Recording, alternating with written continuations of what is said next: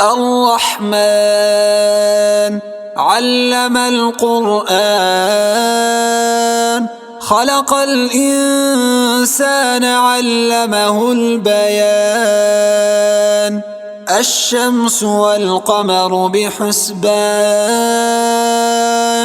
والنجم والشجر يسجدان والسماء رفعها ووضع الميزان ألا تطغوا في الميزان وأقيموا الوزن بالقسط ولا تخسروا الميزان والأرض وضعها للأنام فيها فاكهة والنخل ذات الأكمام والحب ذو العصف والريحان فبأي آلاء ربكما تكذبان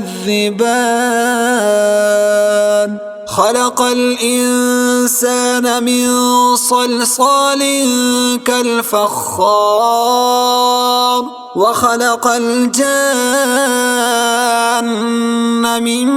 مارج من نار فبأي آلاء ربكما تكذبان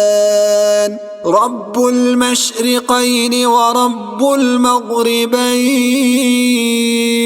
فبأي آلاء ربكما تكذبان مرج البحرين يلتقيان بينهما برزخ لا يبغيان فبأي آلاء ربكما تكذبان يخرج منهما اللؤلؤ والمرجان فبأي آلاء ربكما تكذبان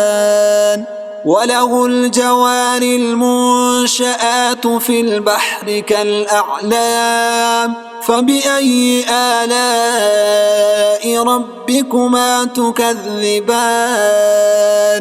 كل من عليها فان ويبقى وجه ربك ذو الجلال والإكرام فبأي آلاء ربكما تكذبان يسأله من في السماوات والأرض كل يوم هو في شأن فبأي آلاء ربكما تكذبان سنفرغ لكم أيها الثقلان فبأي آلاء ربكما تكذبان يا معشر الجن والإنس إن استطعتم أن تنفذوا من أقطار السماوات والأرض فانفذوا لا تنفذون إلا بسلطان فبأي آلاء ربكما تكذبان يرسل عليكما شواظ من نار ونحاس فلا تنتصران فبأي آلاء ربكما تكذبان فإذا انشقت السماء فكانت وردة كالدهان فبأي آلاء ربكما تكذبان فيومئذ لا يسأل عن ذنبه إنس ولا جان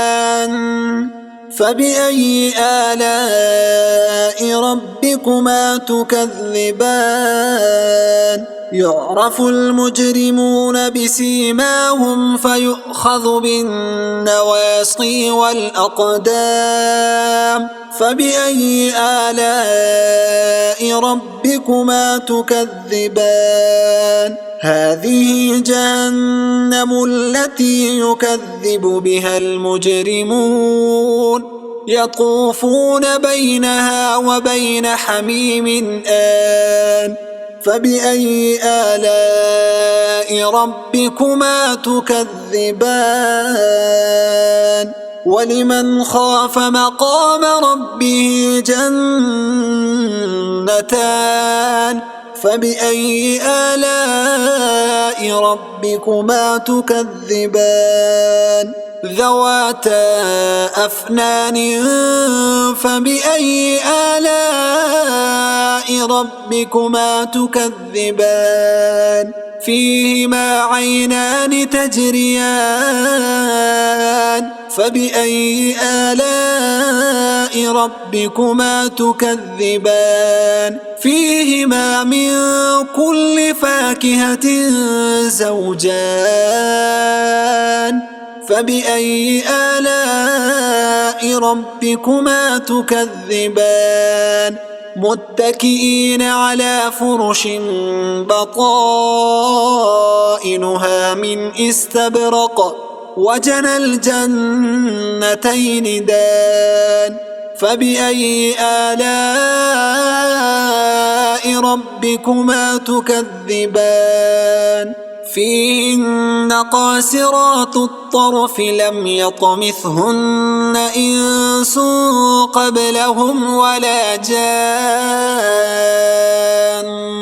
فبأي آلاء ربكما تكذبان كأنهن الياقوت والمرجان فبأي آلاء ربكما تكذبان هل جزاء الإحسان إلا الإحسان فبأي آلاء ربكما تكذبان ومن دونهما جنتان فبأي آلاء ربكما تكذبان مدهامتان فبأي آلاء ربكما تكذبان فيهما عينان نضاختان فبأي آلاء ربكما تكذبان فيهما فاكهة ونخل ورمان فبأي آلاء ربكما تكذبان فيهن خيرات حسان فبأي آلاء ربكما تكذبان حور مقصورات في الخيام فبأي آلاء ربكما تكذبان لم يطمثهن إنس قبلهم ولا جان فبأي آلاء ربكما تكذبان متكئين على رفرف خضر وعبقري حسان فبأي آلاء ربكما تكذبان تبارك اسم ربك ذي الجلال والإكرام